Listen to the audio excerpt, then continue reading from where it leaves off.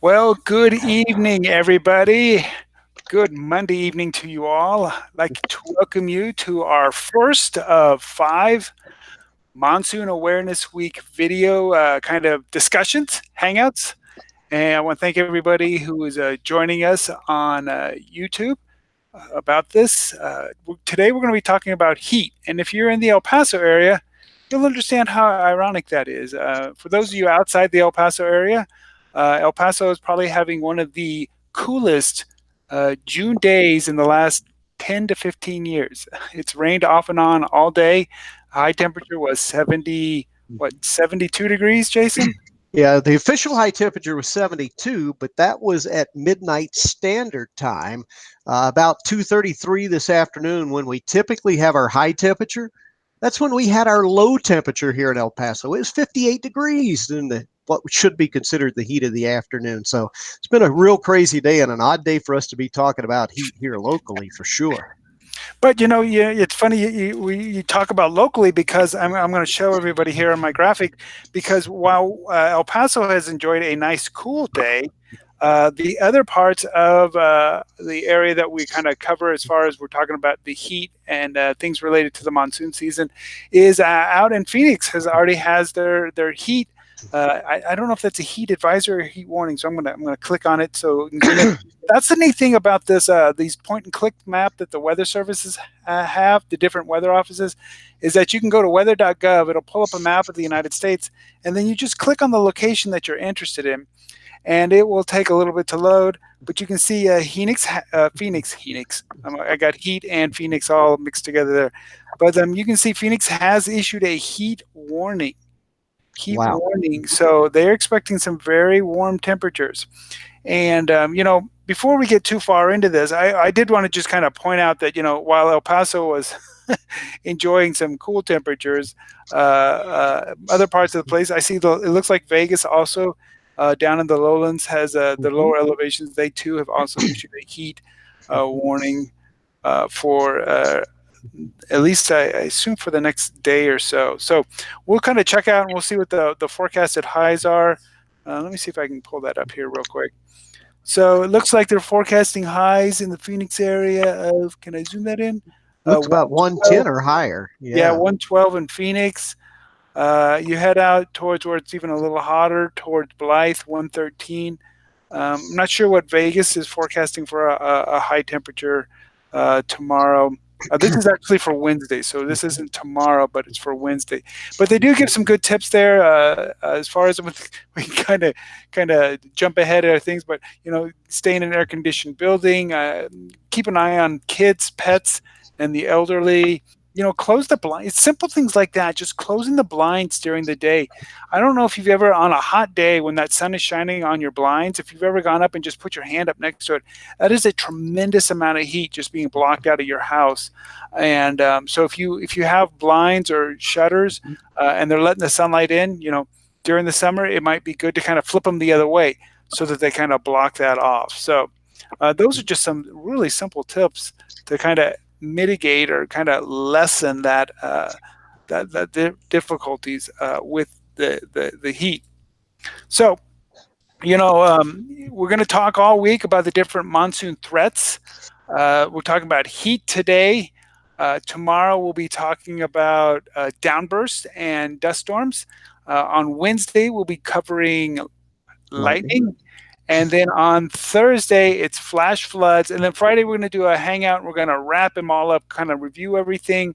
And then maybe even cover some of the subjects like fire weather and debris flows that we don't have time to get to this week. But, Jason, the heat is kind of one of those underrated killers because you don't actually seem like you hear about many people being killed by heat. But according to the statistics, if I'm not wrong, it's the number one killer as far as the weather goes of people in the United States. Absolutely. I'm seeing if I can find that graphic. I've got it stored somewhere right now. That been using it. Have you got it? I got it. I clicked on the right. We'll let you pull it up on your end, though. Here we go. Yeah. It is. It consistently is the number one heat related killer. Now, when you look at these numbers, now these numbers are compiled by NOAA. The yellow bar is going to be your 30-year average from 2009 to 2018. So this goes through last year. It says 136 people a year over the last 30 years die from heat related issues, as that's greater than any other weather cause. But I must add that I believe that these numbers are way underreported, and I'll tell you why. Because last year, look at that bar in red, 2018, it showed 108 heat related fatalities, and that's nationwide around the country. And when I broke that down and looked at state by state and city by city, it showed absolutely zero heat related fatalities right here in El Paso County, where you and I are located. And then I went and I talked with the county medical examiner that we have here in El Paso just a couple of days ago. He said that they recorded five. Hmm. So there's actually a little lack of communication between, say, our health departments that we have locally, not just here, but I think nationwide, and what actually gets reported to the National Weather Service. So I suspect him, and I may be going out on a branch or a limb here, but I suspect these numbers are probably 3 to possibly 4 times higher than what you looked at on that graphic there. So even the way we reported, it shows that heat's the number one killer nationwide, but I think it's even a greater killer than it's even being given credit for right now. And that's impressive because, as I go back to this graph here, if you look at it, you see that, everyone, tornadoes get the headlines, um, hurricanes get the headlines, but, and rightfully so for many reasons. But when Yeah. it comes to actual fatalities, you take the tornadoes, the 30-year average for tornadoes and hurricanes, you add them together, and it's still not as many people as are killed each year by heat. And my guess is one of those things is that you've got the fact that the heat picks off people one at a time here and there, much like lightning does. And it's not like it's all grouped together like when Hurricane Michael made landfall. Sadly, like 13 or 14 people lost their lives, but they were all kind of concentrated there around the Mexico beach area of Florida. Heat illnesses and heat fatalities occur just one here, one there, and it doesn't usually get the big press, and it doesn't even have to be super hot for that to be a problem. Sadly, just on Saturday at the White Sands National Monument, we had a heat fatality. It was a hiker. For those of you who don't know, White Sands is a kind of a vast area of southern New Mexico that it's very desert-like, but it's all white gypsum, and it's beautiful. It's just all you can actually see it on satellite with the white just stands out like snow. But what happens is that if you're not careful, you get out there, you can get hiking into the dunes and get lost very easily. And we've actually had several fatalities out there that people who aren't familiar with the weather and go out hiking thinking they're going to go out for a couple hours hiking in White Sands, and they don't take enough water or any water with them. And when it was only, and I say only, it was 95 to 100 degrees out there at White Sands, which isn't excessively warm, especially for this time of year. But if you don't have water, if you're not properly prepared, um, in this case, the person got lost out there or something, and they became disoriented. They could not get back to their car. They actually were not that far off the trail, but still, when the rangers and the medics got to them, it was too late for them to be able to provide any kind of help to them. So and that was just one. And I'm sure that there's every day during the summer there's probably one here or one there. And like you said, there's even some that are probably not even they're underreported or they're not even Mhm. classified as heat. So there's a here. Let me throw Jason's picture. He's got a picture of White Sands up. You can see it's actually very. In many ways, it's beautiful, but in many ways, it's very moonscapey. I mean, there's nothing alive out there or there's very little vegetation. It's just all this white gypsum. Looks very much like white sands, and that's of course that's why it gets its name. But out there in the dunes, you can get lost because it all starts to look the same. You can get lost very easily. So the rangers say, don't wander off the trail. Don't make sure that every person has at least a gallon of water. And I was thinking about that when I was reading through those safety tips. A gallon of water. I'm pretty sure if I remember from my physics classes that a gallon of water weighs 8 pounds. So I can imagine a lot of hikers do not want to add 8 pounds of weight Uh-huh. as they're hiking around. But you know what? In this case, that might be the wise thing to do because, especially in white sands, and a lot of times when you're hiking out in the desert, there is simply just not a water source. You have to bring in your water, and that's the case for white sands. Now, I know if you're going like hiking in the mountains, many times they have springs and things marked on maps.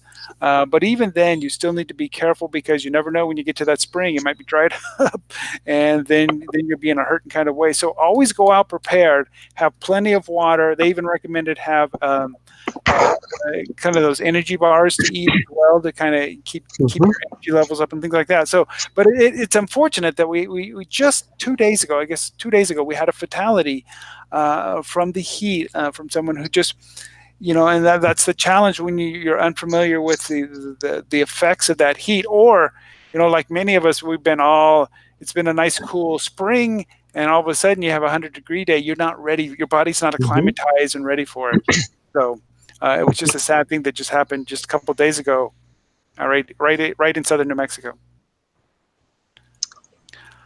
So we got let's one of the things we talked about the fatality that we have, but there's actually many stages to kind of being affected by by heat. It ranges from heat stress to heat. What is it? Heat. Oh yeah, you got the graphic up there. Mhm. So what do we got? Oh, heat exhaustion. That's the word I was looking for. And then heat stroke. Can you kind of walk us through those different? Uh, what are those? Sure, sure. Obviously, they're both very serious, but heat stroke is the more serious of the two. For instance, when heat exhaustion, which leads eventually to heat stroke if you don't take care of yourself, the first signs of that is feeling faint or dizzy, maybe just a little lightheadedness and excessive sweating there.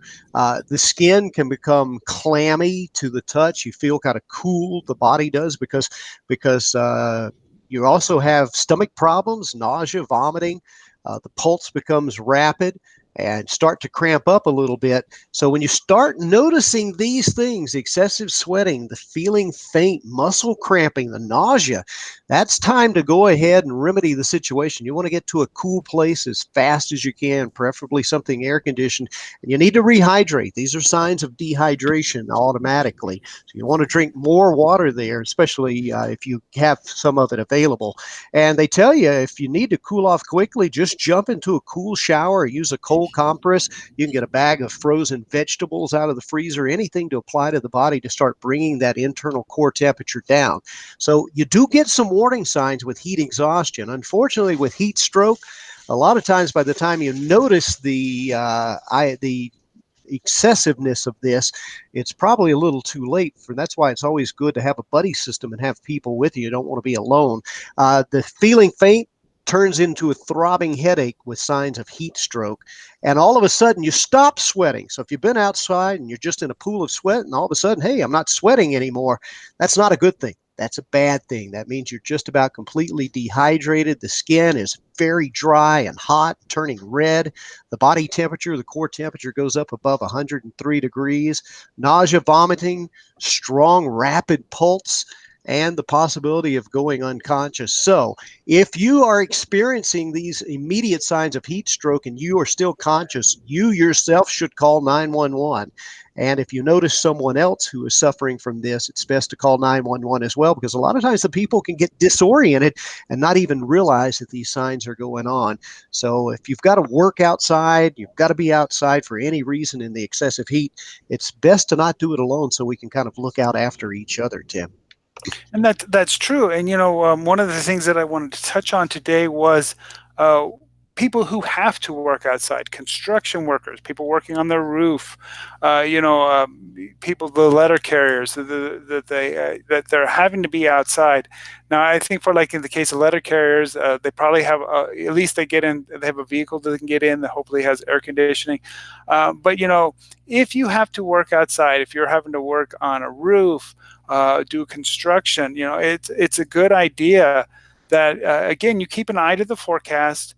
and you know what the conditions are, and then don't trust how you feel. I feel fine. I feel fine. I can keep going. I can keep going for another hour. Take a break every. I don't know what's recommended, but my guess is like 30 or 45 minutes, maybe once an hour. To take a break, try to get cool, drink plenty of fluids, keep your body hydrated. That's the problem with heat is that many times our bodies are trying to cool themselves down because as mammals we like to keep our body at a certain temperature, and when it gets really warm, especially out in the sun, our bodies start to warm up, so our body wants to try to cool things down, and the way it does that is the main way it does that is through sweat.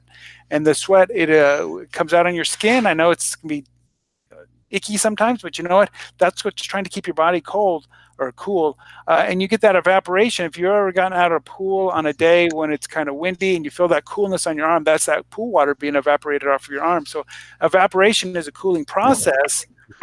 But what can happen is on the days that we have a lot of humidity in the air, that can really reduce the ability of your body to cool off. And Jason, you've got the heat index chart up. Can you kind of explain what that is showing Yeah, us? yeah, exactly. Because you talked about it. The body's natural defense is by perspiring. We sweat, but just sweating doesn't cool you off. It's evaporating the sweat from the skin that actually makes us feel nice and cool. And that's good to do if the air around you is dry. You've got a place to put that moisture when you evaporate it. But when the humidity levels go up and get much higher, you can go ahead and maybe share my screen with everybody, Oh, Tim, so they can sorry see it about that. full screen there. But whenever you have higher humidity, what happens is you sweat, but you don't evaporate the sweat into the air because the air already has moisture in it. So on days that the air's dry, you may not even realize that you're sweating because it's evaporating instantly. But when the humidity goes up, the relative humidity goes up, meaning there's a lot more moisture in the air. That sweat doesn't evaporate, it stays on the skin, and our body starts to heat up. So a lot of people will call this the real feel temperature or the feels like temperature. We call it the heat index here with the National Weather Service, but you can just kind of follow the chart. I'll put my mouse on it here. Let's say that we have a day where the temperature is 90 degrees. So we'll come over to this column right across the top here at 90 degrees. And you look at the old weather report, and they're saying, hey, the relative humidity is 65%. Well, if you take 90 degrees and follow on down to where it intersects 65%, that gives you a heat index of 105. So even though the thermometer is saying 90, it feels about 13 degrees warmer than that. If you notice on this chart, we also have it color coded for the actual heat index. So in the yellow, you need to start exercising caution. And look at that. Those are heat index values of 80 to about 90 degrees. Exercise caution when the heat index is 90 or below? Absolutely. Because if you're still not cooling your body the way it was intended to, you can have problems. When it goes between 90 and say 102, 103 degrees, we're starting to move into extreme caution. Dangerous areas when the heat index goes to 104 to about 124, Mm. and then you get above that, the heat index there is extreme danger, and that can happen. Notice, like in Phoenix, they're forecasting what? A high temperature of about 110 to 112 degrees.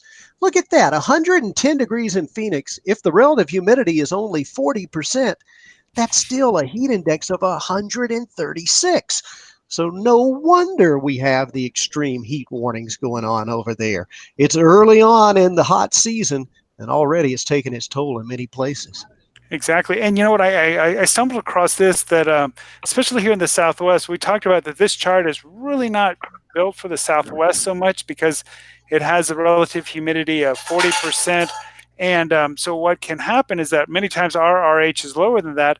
And I found Mm-hmm. this heat chart that actually runs from 5% relative humidity up to that 100%, and actually starts at 80 degrees and goes up to that 125 degrees. It's a little Wow. bigger, but you can see that many times actually, if your temperature is 100 degrees and your relative humidity is 15%, you can see that it actually feels a little cooler. It's the key, like Jason was saying, the key is that moisture in the air, and that is what inhibits our body from being able to evaporate, which makes that evaporate that sweat off of our skin. and that's what makes our bodies work harder and harder, and that's what eventually leads to those heat related illnesses. But I thought this was very interesting because many times in the Southwest, our heat index is actually a little below the actual temperature. It's not until we start to put in a little bit of moisture in the air, which we start to do during the monsoon season. Many times there's that crossover time where it'll still be pretty warm, but there'll be a fair amount of moisture in the air, and you'll end up getting some of those higher heat index values. But you know what? Any way you look at it, 110 degrees is going to still feel hot. Oh yeah. I'm looking at the heat index. So if you're 110, if you got a even a 10% relative humidity, it still feels like 104 degrees, and that's actually still in the yellow. But if you go to 15%, you're already in the orange. So even when it's dry but very very hot, which in many places, in many times, like in Blythe, in Vegas, in Phoenix, you can get those very high numbers. It's still on the dry side, but even with those very high numbers and dry moisture, it's still very hard on your body to try to keep it cool. So Now uh, we as a weather service, we have products that we put out to alert people to the dangers that come with that, don't we? We have heat advisories and heat warnings. You want to explain what the difference of those two are for the folks that are joining us? sure, sure. So you have the heat advisory, and each kind of weather office has its own unique kind of definition of what they are, because different climatological areas. San Diego probably doesn't have the same heat advisory, heat warning criteria as, say, like Phoenix or Vegas. Albuquerque probably has a different heat criteria than, say, Tucson or even El Paso. Or You know, Flagstaff, for or that matter. Flagstaff, exactly, or Grand Junction. So any of those offices, but I know that usually it runs. It's something like what you're many times looking for is a combination of very kind of hot days, but also very warm nights. And that can make a difference. And I believe, if I remember right, the criteria in El Paso is like, for the El Paso weather area, is like 105 during the day, and I want to say 75 at night. That's And right. Now so that's for a heat advisory. right, for the heat advisory. So that's kind of letting people know, hey, it's getting hot. What we advise people to do is kind of keep an eye on your pets, on elderly people, on people who don't maybe have a way to get cool at night. So that would be kind of when you're getting into that area where it's getting kind of dangerous. You need to just be aware of it. But once you start to get even hotter, when you have high temperatures like 110 degrees in El Paso, or I think it's a low temperature of, is it 75 or 80? It's still So 75 for the 75. low temperature, but 110 for the Yes, high. And I think we have to have 2 days of 2 days that in a for us to row. go to a heat warning. Heat Exactly. warning, yeah, because what happens is that the heat can sneak up on you in a couple of ways. Jason kind of talked about those heat exhaustion, heat stroke, and that's usually people associate that with, I'm out running, I'm exercising, or I'm working outside, and I forgot to drink water. The other way that, and those are all common ways, but another way that heat kind of sneaks up onto you is that day in and day out grind. If you cannot get your body cooled down, and that's why actually that low temperature is kind of important. That's factored in, because if you have a house that doesn't have an air conditioner, you're just trying to run things with fans. If you're sitting on a fixed income, you can't run an air conditioner, or for whatever reason, you end up can't cool down at night. If it doesn't get cool at night, even now at night, at least in the desert, many times it drops into the 60s, and you can get that refreshing break, and then it starts to heat up again during the day. But when it stays, warm at during the very hot during the day and then warm at night, it just takes a continued toll on our Hmm. bodies. And those people who are most at risk, unfortunately, like the elderly, are also most likely to be the ones Right. who don't have a way to cool themselves. So when you start to see those heat warnings go out, it's many times a good idea that a community will actually open cooling centers. Mhm. I know that Jason is part of the Extreme Weather Task Force in El Paso, and what they do is they go out and fundraise and provide fans to Hmm. people who can't afford them. So uh, Yes. Go ahead. So here locally, with the Extreme Weather Task Force, we've partnered up with 411.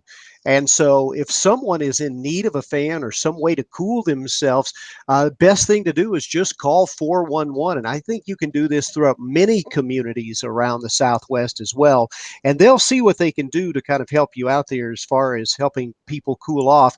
But again, when we issue those heat advisories from the Extreme Weather Task Force point of view, what we tell people is this is the time to engage that buddy system. It's Hmm. time to check on it. And we're not just talking about people in your own family. Sure, if you've got an elderly parent or aunt or uncle, you'll want to check on them. Maybe you want to invite them over if you know that maybe they're not cooling themselves as adequately as they should. Maybe they're on a fixed income, they live in an older home, maybe not as insulated as well.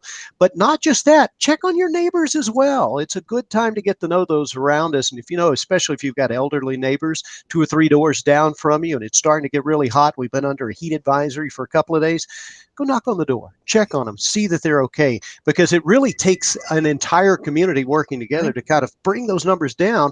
And that's one of the reasons why the heat death numbers continue to skyrocket on a yearly basis. And one of the things that I did want to talk about, because not unlike not like a tornado, we can many times see these extreme heat events coming, and they are actually usually pretty well forecasted. Oh, I did want to say, for anybody who's watching, if you guys have a question for us, I forgot to say, we you got a way to ask us questions. I'm we're 25 minutes into the presentation here, but if you want to ask us a question about the heat, you can use the hashtag on Twitter, Monsoon 2019, and so hashtag Monsoon 2019. And I've got my Twitter monitor here, and I would be, Jason and I'd be happy to answer any of your questions. So, I was back to, people want to know sometimes, well, how do I know that when this heat is coming? And there's several ways to kind of figure that out. You can kind of see it coming. One way is just go back to weather.gov, click on your area, and you'll be taken to your local weather office, and then there'll be a map there that you can click on that, and then that you can see the actual forecast. But Phoenix has actually a very interesting weather tool.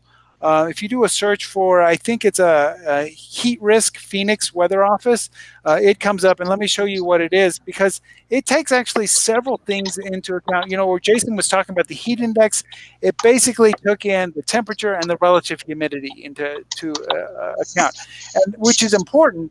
But in this case, this also takes several other things into account, including the time of year it is, how prevalent it is, climatologically speaking, and there's a couple other things, and it's just a heat risk.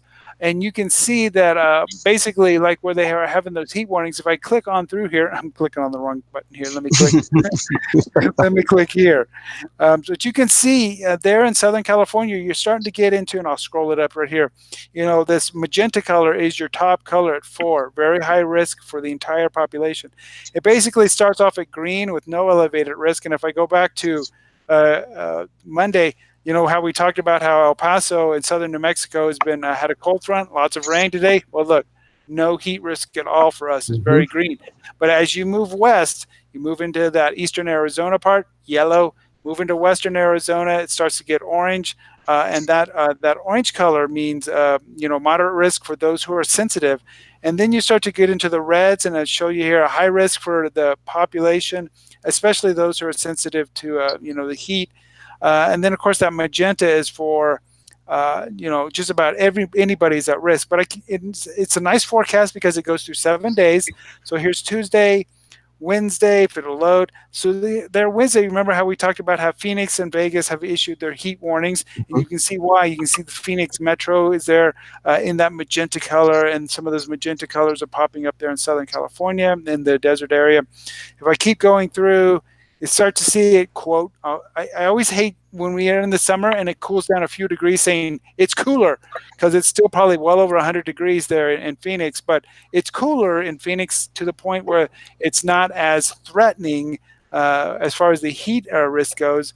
You move through Friday, they continue to kind of drop in temperature, but now you see out where we are, there's an area of high pressure that's going to kind of build in our direction, and that's starting to raise our risk. Looks like Friday and Saturday about the same, and Sunday. So, it looks like for those of you in the Phoenix metro area, Southern California, if you can get through Wednesday, which is this is what it's looking like, Thursday improvement and Friday big improvement there. But that's just one, one kind of tool that you can use. I also came across this one, the Weather Prediction Center, actually forecast kind of the probability of reaching certain temperatures. So here is they start. This one starts on Thursday, and it'll take a second to load. But basically, this is the probability of reaching 95 degrees across the area on Thursday. And you can see that, of course, in the Phoenix area, there's better than a 70% chance. There in southern New Mexico, there's only a slight chance that you're going to get above 95 degrees. So it's the neat thing about this web page is that it goes all the way through the temperatures. You got 95, 100, 105. So if I click on 110 for Thursday, you can see actually the risk of hitting 110. And actually, I think I misspoke. This isn't actually the high temperature. Heat This is index. actually the heat index. Thank you. Right. So this is the probability of hitting the heat index. Because I was looking down at Miami, and I said, "There's no way Miami is going to be close to 110 degrees." But you know what? That again speaks to that humidity. They may not be above 100, but I'm sure their relative humidity is way up there. Mm-hmm. And as you saw on that chart, really shoves that over on that chart to the right hand side. So you can see that there's a better than a 10. It's a 10 to 40% chance that both Miami and southern Florida and around the Phoenix metro area and parts of Southern California will see heat indexes of over 110 degrees on Thursday. So I thought that was just kind of an interesting map that I came across. And you can see it actually goes up to 115 degrees. So those are some pretty impressive numbers. Wow. So I thought that was kind of interesting. And then, one thing we haven't talked a lot about is the sun. Of course, the sun is the culprit behind all of this heat, but we get very focused on make sure you stay hydrated and all of that. But one of the other threats that we have from the sunlight is actually sunburns, and so you want to be that again. That can really inhibit your body and how it tries to keep itself cool. So if you're ever interested in the UV index, which is the ultraviolet radiation index, there's actually a forecast from that I believe this is from the Environmental Protection Agency, but you can see they do a UV index for, let's see, this starts June 11th.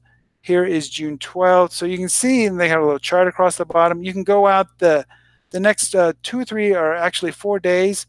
You can get the different heat or the ultraviolet index, and that just to let you kind of have an idea of how much sunlight that we can get that could lead to getting a sunburn, because it can be very difficult when you have a sunburn for your body. You've ever gotten a sunburn and you can just feel the heat coming off your skin, and not only have you damaged your skin, but you've actually kind of inhibited how it can cool itself off. Now, Jason just had a graphic up there just a second ago. Another threat that we get from the sun is how quickly cars can heat up. And Jason, kind of walk us through this one. All right, glad to do that.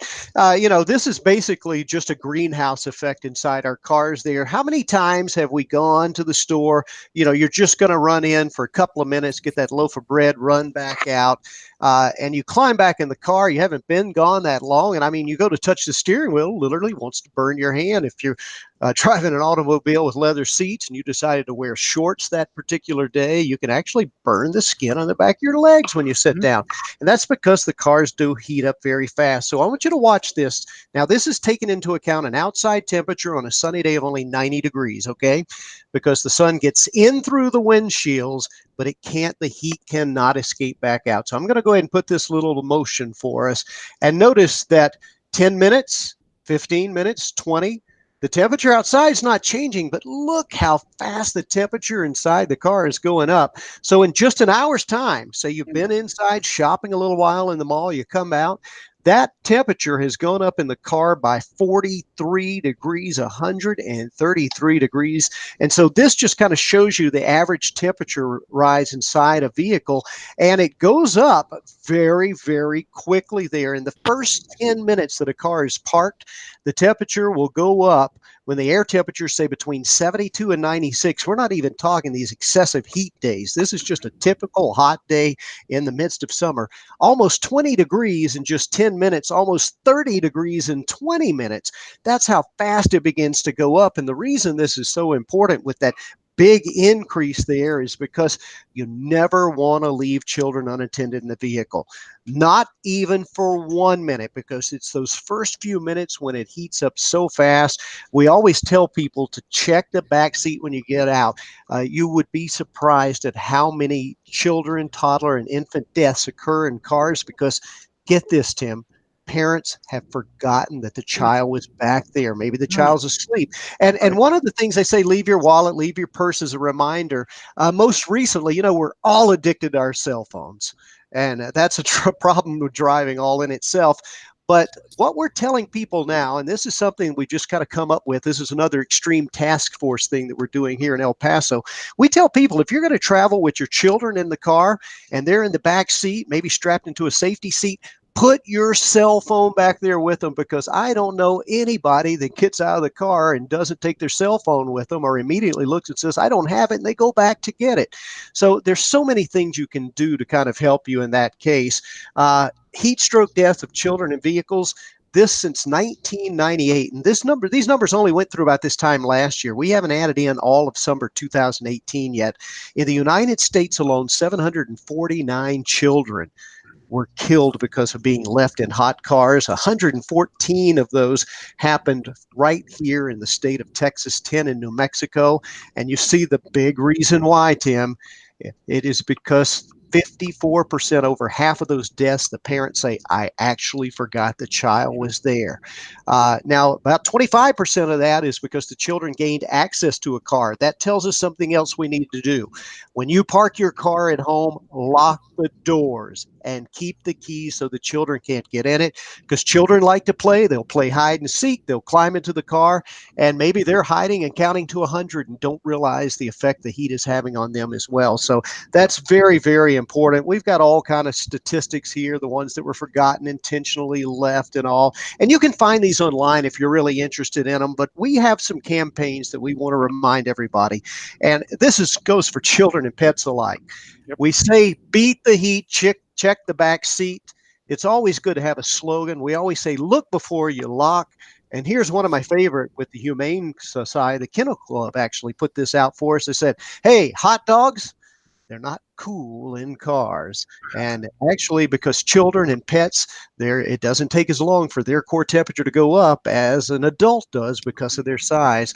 So yeah, this is a big problem that we have in the heat, even on days when the temperature may not actually be that warm. So yeah, always remember the dangers of hot cars, and hopefully we can bring those numbers down this year and all years to come.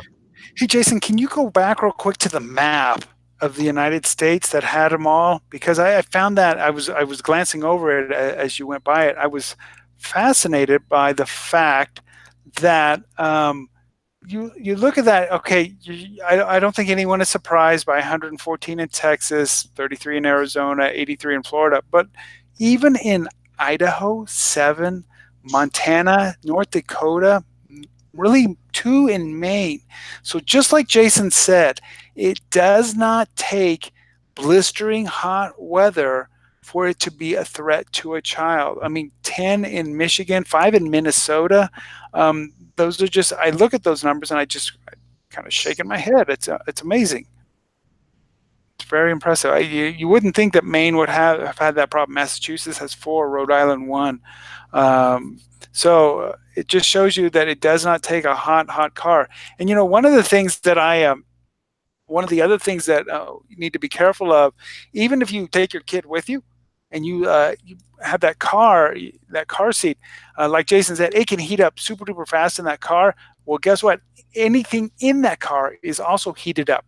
And so what you need to do is, when you put that child in their car seat, many times there's some metal buckles and things like that, or just even the padding. Put your hand there first.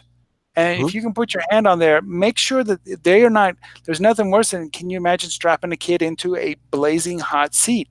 Maybe the sun was shining on it and you didn't realize it, or something like that.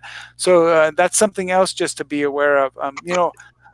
I used to kind of I didn't used to put the little blinders up on the sunshade on my car until I figured out, putting the sunshade up on my car, the car itself inside of it still gets almost as hot as it would if I didn't have it on there. But what it prevents from doing is that dashboard from getting hot. It prevents that dashboard from getting very hot because the sun's not shining on it. First of all, it protects it.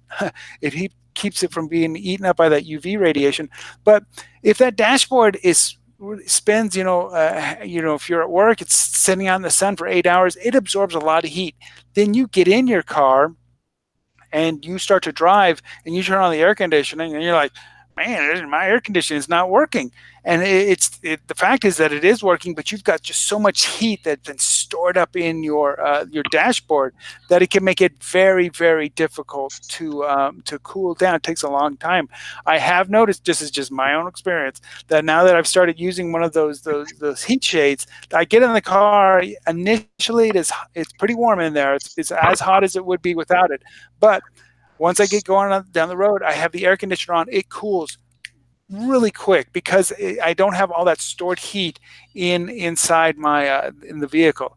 And then Jason, what do you got here? I, Oh no, oh yeah, okay, go talk about that.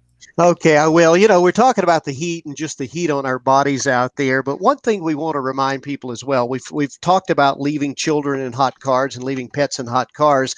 What about taking your pet for a walk during the heat of the day? You would be surprised how hot that surface gets. This is a pretty gruesome photo here of the pads on a dog's foot that have been scorched and burned from walking on the hot asphalt. And just showing you some more math numbers here. It only takes, when the sunshine and air temperature is 77 degrees, for the asphalt to warm up to about 125. At 87 degrees, that's up to 143, and that will definitely scald. So what we like to tell people, I won't leave that image up too much, nobody wants to look at that too long, is before you take your dog for a walk, even after the sun is starting to go down, keep in mind that heat is still stored in the sidewalks and on the streets. Take your hand, put it on the cement on the sidewalk. If you can't leave your hand there for more than about 5 seconds without it becoming uncomfortable and burning, it's still too early to take Fido for the walk there. So we want to take care of everybody because our pets, well, they're family members as well, just as our children and our parents and the elderly. Heat affects us all. It affects us all, and it's something that we deal with throughout the entire country, Tim. Very true. Now, we've been going about 40, almost 45 minutes now, so we're going to wrap up here in just a few minutes. I want to thank everybody for joining us. Oh, I wanted to check Twitter, see if anyone had a quick question for us on Twitter. Let's see. I don't see any. So remember, we will be here for a few more minutes. If you got a quick question, feel free to shoot us a tweet at hashtag Monsoon 2019. But one thing I wanted to talk about is what you can do to kind of learn some of these heat safety tips and go over them and do kind of your own research. The Weather Service actually has a great web page that has all kinds of weather safety tips. Actually, it's all weather safety tips. If I get rid of the heat here, if I go back, I'm clicking on the wrong thing again. So so let me go back here on. If you go to weather.gov/safety, it'll pull up a page that has all of these icons on it, and you can choose from the different threat that you have. But we're going to specifically kind of zoom in on heat, and because that's what we're talking about today. But they have actually some great resources here. They talk about the watch and the warning that we talked about, the heat index. What to do during a heat wave. We didn't even touch on that. What to do during a heat wave. We mentioned the heat related illnesses. Then also on the right hand side, you've got a whole bunch of resources. There's survivor stories, which are always interesting to read.